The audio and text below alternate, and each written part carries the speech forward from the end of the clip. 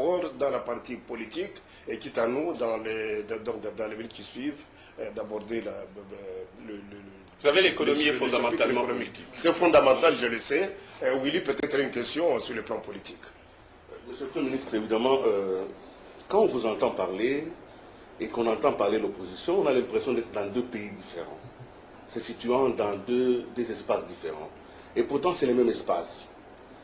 Ce qui prouve que, quelque part, il y a une certaine exagération dans les deux cas. L'opposition voit tout en noir et la majorité voit tout en blanc. Et le peuple vit tout en gris. Alors, je voudrais, pour que les élections aient un sens, il faut qu'il y ait un minimum de consensus sur lequel la classe politique qui est en compétition soit d'accord. À ce jour, quel est le minimum de consensus que vous pensez partager avec vos adversaires? Pour partager un consensus, il faut être de bonne foi. Mais quand je vois les chiffres de l'opposition, je suis sidéré. Et parce que cette opposition est faite de gens qui ont géré, qui ont une responsabilité historique. Les consensus, de mon point de vue, d'abord doivent partir de l'héritage. Quel est l'héritage? Parce qu'en fait, tous nous avons une responsabilité de gestion. Les uns ont géré dans le passé et se retrouvent même dans le présent. Les autres ont été dans le passé, peut-être qu'ils ne sont pas dans le présent, mais sont sur la scène politique. Il y a un consensus sur lequel nous devions assumer, ne fût-ce qu'en tant qu'élite. Un consensus sur le bilan de cette nation, le bilan de ce peuple. Parce que ce bilan-là, nous devons l'assumer collectivement au-delà des responsabilités individuelles ou responsabilités des groupes. Et moi, je voudrais que tous ensemble, qu'on sache que, nous sommes un pays pauvre. Comme tout peuple, nous sommes nés pauvres. Mais que les autres ont eu le temps de construire et créer la richesse. Nous, on ne l'a jamais fait, compte tenu du parcours historique et économique de ce pays. Ça, c'est un point sur lequel on doit se mettre d'accord. Et par conséquent, nous mettre d'accord qu'on n'est pas un pays en développement. Parce qu'on se colle des étiquettes qui ne correspondent pas à notre profil historique. On n'est pas un pays en développement, nous sommes un pays en construction. Les pays en développement, c'est un pays qui s'est construit sur le plan étatique, sur le plan économique, et qui est en train de se développer économiquement et politiquement en améliorant les performances. C'est le cas du Brésil, qui a connu, moi j'ai entendu un politicien comparer le Congo au Brésil, je suis désolé. Quand on prend les paramètres du Brésil, ne fût-ce que parce qu'ils ont un PIB de 2000 milliards, ne fût-ce que parce qu'ils ont un PIB par tête d'habitant de 10 000 $ alors que nous on est encore à 350 $. Parce qu'ils ont connu la révolution socio-industrielle, parce qu'ils ont traité le fer, parce qu'ils ont un certain nombre de comptes, ils ont l'épargne nationale, et que Zuma, plutôt, Lula est venu juste donner un coup de pouce dans un cadre macroéconomique qui existe, alors que nous, on n'a pas encore un cadre macroéconomique. C'est-à-dire quoi? La classe politique doit se mettre d'accord pour dire que nous sommes en train de construire un État qui a sombré, qui a même perdu jusqu'à sa souveraineté, parce que la direction politique sous le régime de Mobutu était une direction qui n'avait pas de souveraineté nationale, qui était l'émanation d'une souveraineté des puissants et donc d'une souveraineté internationale. Que la République n'existait pas. Je rejette même le concept de la deuxième République et donc celui de la troisième. Et que donc par conséquent, notre mission, après avoir sombré, après près d'un siècle d'esclavagisme, nous sommes en train de renaître comme État. C'est la mission de Kabila. Un État suppose une armée que nous n'avons pas, que nous n'avions pas, que nous sommes en train d'avoir, suppose une police que nous sommes en train de construire, suppose une justice qui a sombré parce que mal financée ou non financée par l'État,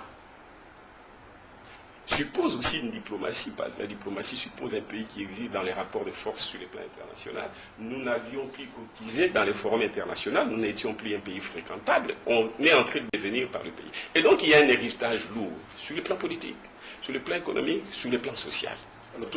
Attendez, s'agissant, nous devons tous nous mettre d'accord. S'il vous plaît, on va en parler, nous allons en parler. Soyons sérieux. Oui. Sur le plan social. Parlons d'un agrégat simple, le chômage. Nous sommes combien de Congolais? Nous sommes 70 millions de Congolais aujourd'hui, sinon plus. Sur 70 millions de Congolais, plus ou moins 30 millions constituent la population active. C'est-à-dire ceux qui peuvent travailler, qui sont à l'âge de travailler. Et les 40 millions, c'est une population qui ne peut pas travailler, soit faite de jeunes, soit faite de vieillards. Sur les 30 millions qui sont capables de travailler, qui ont la capacité physique et intellectuelle de travailler, 5 millions en moyenne travaillent. Suffisant. Alors ce sont ces 5 millions qui doivent supporter, et les 25 millions qui sont capables de travailler mais qui ne travaillent pas, et donc ne produisent pas et par conséquent ne gagnent rien, mais eux aussi les 40 millions qui sont des vieillards et des enfants. De telle sorte que, même en améliorant les niveaux de rémunération, du fait de la croissance, ça ne concerne que plus ou moins 5 millions qui doivent prendre en charge, au nom de la solidarité africaine, les 65 millions autres, qui en fait ne lèguent pas à la génération en place. Tout au moins, ceux qui ne travaillent plus parce que devenus vieux, pour n'avoir jamais travaillé, n'avoir donc pas cotisé, parce que chez nous déjà il y a un problème de comptes sociaux, on n'a pas de comptes sociaux. Parce que les gens n'ont pas eu des revenus pour travailler, parce que, etc. Alors quand vous vous trouvez devant un tel héritage, quelle est la conséquence? La conséquence qu'il y a un stock de chômeurs, 25 millions à qui il faut donner l'emploi. Qu'aucun pays au monde, y compris les grandes puissances, n'arrive pas à faire. Ni en une année, ni en 10 ans. Ça, c'est déjà les stocks initiaux. Combien avez-vous créé les emplois, M. le Premier ministre? Attendez, laissez-moi cheminer pour que vous compreniez la pertinence de mon analyse en termes de réponses à l'héritage sur lesquels on devait se mettre d'accord. 25 millions de chômeurs dans des pays qui ont une matrice économique qui crée la croissance normalement. Les stocks de chômeurs, c'est autour de 5-10%, c'est-à-dire 10% de la population active. La France, c'est plus ou moins 5-10 millions de chômeurs. Ils donnent du travail au fur et à mesure à ces 10 millions, ils réduisent des 500 ou des millions. Mais dans l'entretemps, ils donnent du travail à ceux qui viennent sur les marchés de l'emploi. Nous avons 25 millions de chômeurs, plus ou moins. Je caricature et je donne l'ordre des grandeurs. Chaque année, quand on parle du taux de croissance, nous avons un taux de croissance qui est proche de 3,5% là. Plus ou moins en moyenne, plus ou moins 2 millions de Congolais qui naissent chaque année. Ça, c'est les naissances qui viennent s'ajouter au stock de la population existante, en moyenne chaque année. Et il y a environ 1 500 000 jeunes qui viennent sur le marché de l'emploi, c'est-à-dire qui passent de l'âge d'adolescence à l'âge adulte, qui demandent du travail, en ayant étudié ou non, mais qui ont besoin de travailler. Dans l'hypothèse où nous donnons, comme c'est le cas, si je réponds à votre question, 500 000 emplois par an, ça signifie que nous réduisons les chômages de 500 000, mais il s'ajoute 1 500 000. Donc, le chômage est croissant. Vous voyez, le nombre de chômeurs augmente chaque année et la misère de ces fêtes-là ne peut qu'augmenter parce qu'il y a de plus en plus de gens qui doivent consommer. Alors qu'il y a de moins en moins proportionnellement des gens qui doivent les prendre en charge parce qu'ils ne sont pas nombreux à trouver l'emploi. Donc nous sortirons de cette spirale de pauvreté, y compris parce que la population ne produit pas dans sa majorité, du fait de l'absence de l'emploi, du fait de l'activité économique qui est faible, du fait des entreprises qui sont tombées en faillite pendant les 30-40 années. Rappelez-vous de l'azérianisation, rappelez-vous des démonétisations, des réformes qui ont ruiné les secteurs productifs, etc. Et donc, nous accumulons à ces cycles de l'histoire un nombre de plus en plus croissant et de chômeurs et de besoins à couvrir face à une population qui, dans sa majorité... Oui, excusez-moi, et donc, voilà l'héritage sur lequel nous devons nous mettre d'accord pour dire que, quel que soit le gouvernement, quelle que soit la majorité, il y a un défi que nous devons assumer ensemble qui consiste à dire, tiens, il y a la responsabilité du gouvernement pour ce qu'il devait faire avec le peu de ce qu'il a et sur lequel on peut lui critiquer pour apprécier les performances et les contre-performances, mais il y a l'héritage, il y a le mal du pays qui est mal lié à son histoire politique et économique. Moi j'ai l'impression que nos amis, s'il vous plaît, nos amis ne font pas la distinction. Les adversaires de Kabila ne font pas ces distinctions, soit par ignorance, soit par mauvaise foi. Et c'est dommage dans ces conditions-là, de l'un ou de l'autre cas. Dans ces conditions-là, est-il historiquement responsable d'organiser, moi je pense, c'est mon point de vue, les élections dans ces conditions-là? Est-ce que c'est responsable par rapport à toute l'élite congolaise aujourd'hui d'appeler le peuple aux élections parce que les élections comportent une secousse nationale sur un État fragile, avec les difficultés que ça peut comporter? On a l'impression que les élections, ce n'est qu'un moyen par lequel une classe veut rester au pouvoir. Non, mais quelle serait l'autre possibilité pour le peuple de se choisir le dirigeant de son choix et en vertu de son programme. Alors, quel est le sens que vous accordez à ces élections, historiquement? Non, d'abord, l'essence, c'est fondamentalement... Moi, je ne le vois pas, ces élections, du point de vue des élites ou des classes des politiciens. Je les vois du point de vue du peuple entier, que c'est une étape pour lui de prendre acte de la gestion de ceux qui ont été au pouvoir, en écoutant ceux qui veulent le remplacer, pour se choisir les dirigeants et les projets politiques, ainsi que les hommes qui doivent les animer et qui correspondent plus ou moins, dans la majorité, à sa volonté.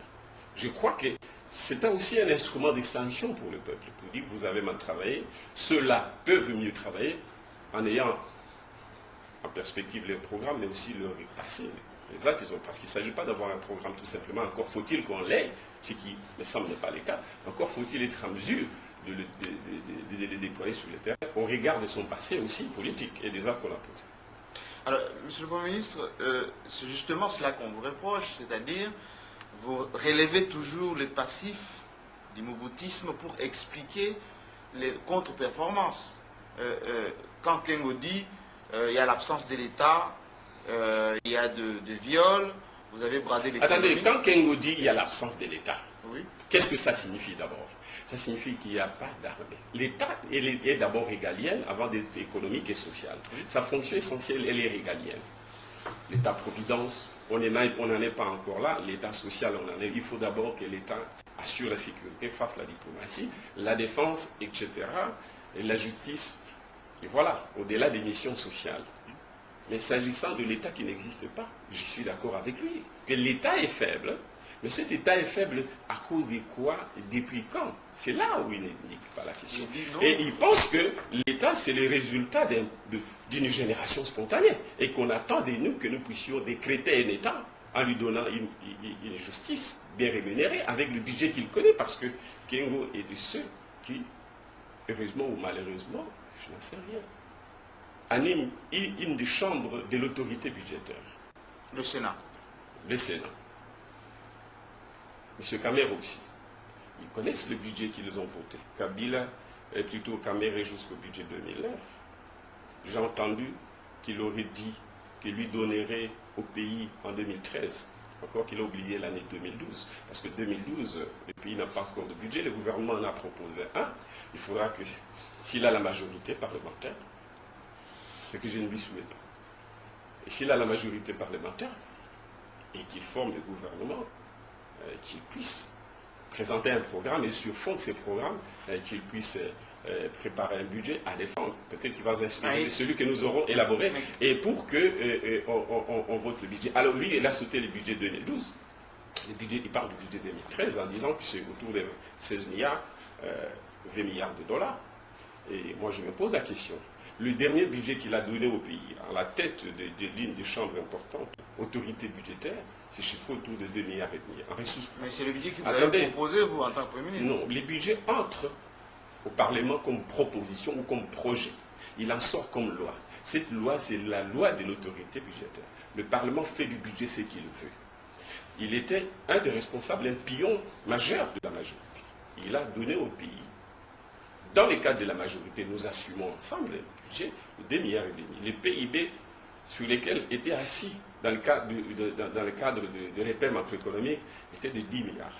Donc pour qu'il donne au pays dans 2 ans un budget de 20 milliards, le PIB devra passer à plus ou moins, en considérant la pression fiscale, autour de 100 milliards de dollars.